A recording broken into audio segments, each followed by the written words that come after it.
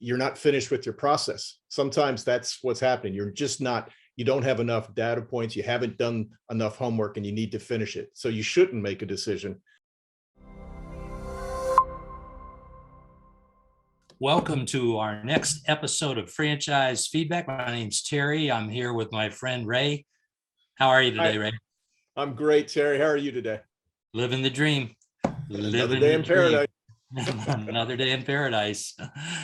And if you want to live in paradise like we do, we're small business owners. We help other people become small business owners. We love it. We are also franchise evangelists, and we do these segments we call Franchise Feedback to answer your questions about franchising. So, Ray, who sent us a question in today? Terry, today's question is from Roberta in Michigan. So Roberta from Michigan, and she has the question. Gentlemen, that's very nice. Thank you. That's nice. Thank you, Roberta. I am at the end of my process. I'm not sure I can make a decision. What should I do? Wow, what should I do? Oh, That's wow. a question, Terry. Yes, that's probably the question. Okay. You've done your investigation and okay, you're stuck. Right. So what you've run up against, Roberta, are psychological barriers, at least one, maybe more.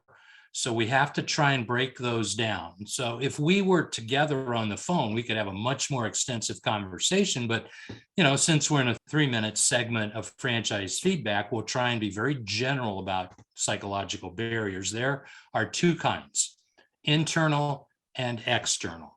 Okay. An external psychological barrier is when you just don't have enough information.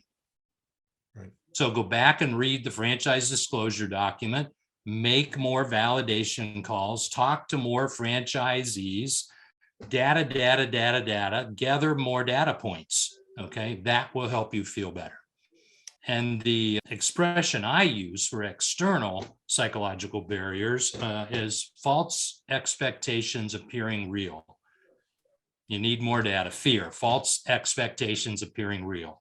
Now, the flip side are internal psychological barriers.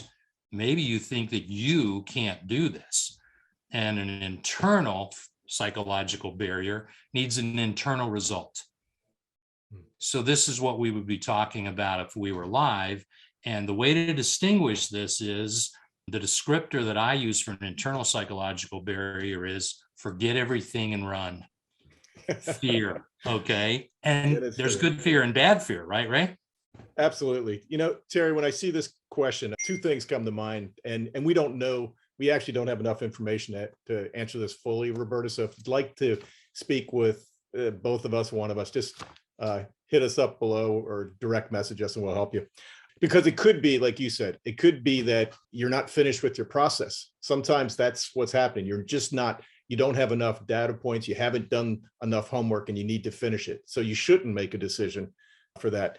The other thing that could be happening, and again, it's the fear that you were talking about, the first one, Terry, which is, you're afraid and you're frozen, and fear can freeze you. So that's something. It reminds me of a story about, you being at the edge of the diving board, and you're at it's a high dive. You're right at the edge. You're right at the end, right? You're getting ready to jump or dive, and you have something stopping you. Now, if it's fear that lightning's going to strike and suck the water out, you're going to hit the bottom, not likely to happen.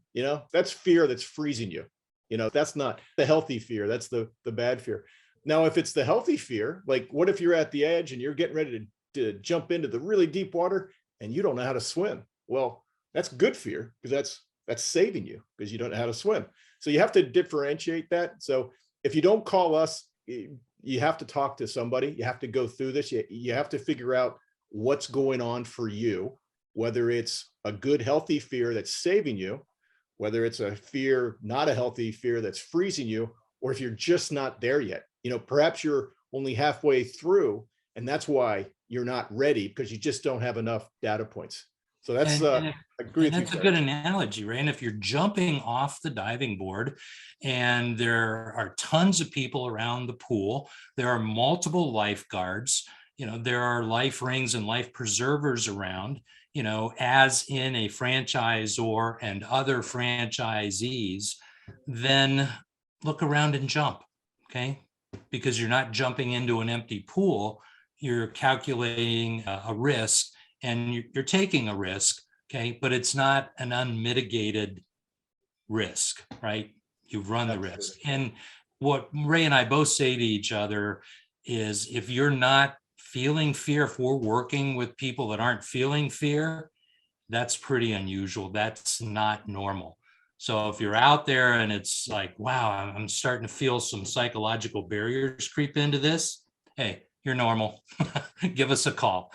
Which brings me to my last point. We do question and answer calls with lots of people during the week. If you'd like to schedule one with us, go down below, connect with us, and schedule a Q&A call. And we will look forward to having that conversation with you.